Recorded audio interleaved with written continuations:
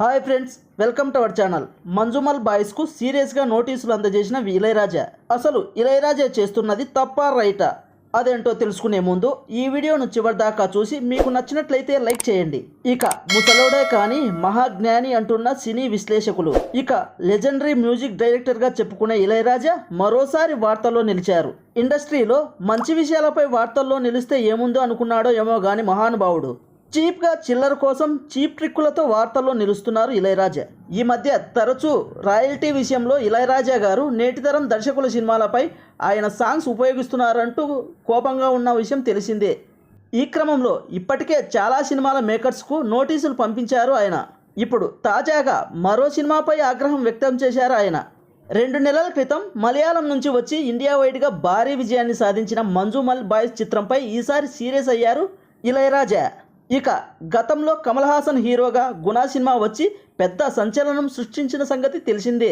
ఈ సినిమాకు మన ఇళయరాజా తాతగారే సంగీతం అందించారు. ఈ చిత్రంలో కమ్మని ఈ ప్రేమ లేఖలే అనే పాట సౌత్ మొత్తం చాలా ఫేమస్ అయ్యింది. ఇప్పటికీ చాలామందికి ఈ పాట అంటే ఫేవరెట్.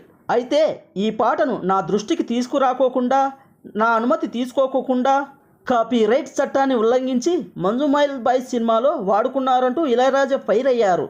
ఇప్పటికైనా ఆ సినిమా నిర్మాతలు నా అనుమతి తీసుకోవాలని, నాకు డబ్బు చెల్లించాలని, లేకుంటే లీగల్గా చర్యలు తీసుకుంటానంటూ ఆ చిత్ర నిర్మాతకు నోటీస్ పంపించారు. ఇదిలా ఉండగా మంజుమల్ బాయ్స్ సినిమా నిర్మాణ సమయంలోనే సదరు గుణ ఆడియో కంపెనీ నుంచి అనుమతి తీసుకొని ఈ పాటను వాడుకున్నట్లు దర్శకుడు చిదంబరం ఒక ఇంటర్వ్యూలో బహిరంగ చెప్పిన వీడియோ ఇప్పుడు వైரல் అవుతుంది. எடுக்கிறதுக்கு முன்னாடி நீங்க இளையராஜா சாருக்கு, கமலஹாசன் சாருக்குலாம் நன்றி சொல்லியிருந்தீங்க. ஸோ படம் எடுக்கிறதுக்கு முன்னாடி இப்படி ஒரு கான்செப்ட் இருக்குன்னு சொல்லி அதுக்கான ரைட்ஸ் வாங்குனீங்களா? கண்டிப்பா இளையராஜா சார் கிட்ட அந்த பாட்டுக்காக நீங்க பாட்டுக்காக ரைட்ஸ் நம்ம கண்டிப்பா வாங்கிதான்.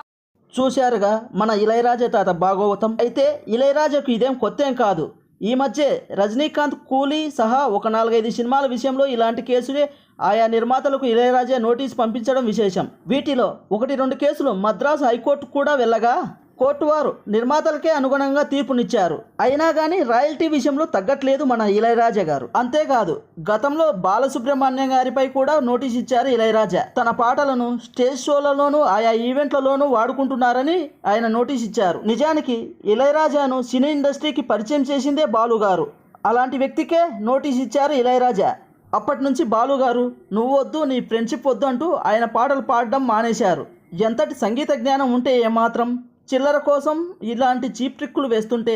నిజానికి ఇళయరాజా గారు ఇప్పుడు చేస్తున్న సాంగ్స్ హిట్ కాలేదు కాబట్టి బతికిపోయాం, కానీ ఆయన సాంగ్సే ఇప్పుడు హిట్ అయి ఉంటే ఆయన ఇక పట్టుకోలేకపోయే వాళ్ళం. డబ్బు కోసం మరీ ఇంతగా దిగజారాలా ఇళయరాజా?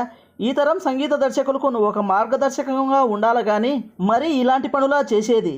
ఇక ఈ విషయంలో ఇళయరాజా చేసింది తప్పా కాదా కామెంట్ బాక్స్లో తెలియజేయండి. ఈ వీడియో మీకు నచ్చినట్లయితే తప్పకుండా లైక్ చేయండి. అలాగే కొత్తగా మన ఛానల్ను ఎవరైనా చూస్తున్నట్లయితే సబ్స్క్రైబ్ చేసి బెల్ ఐకాన్ ఆన్లో ఉంచుకోండి. మరిన్ని వీడియోస్తో మీ ముందుకు వస్తాము.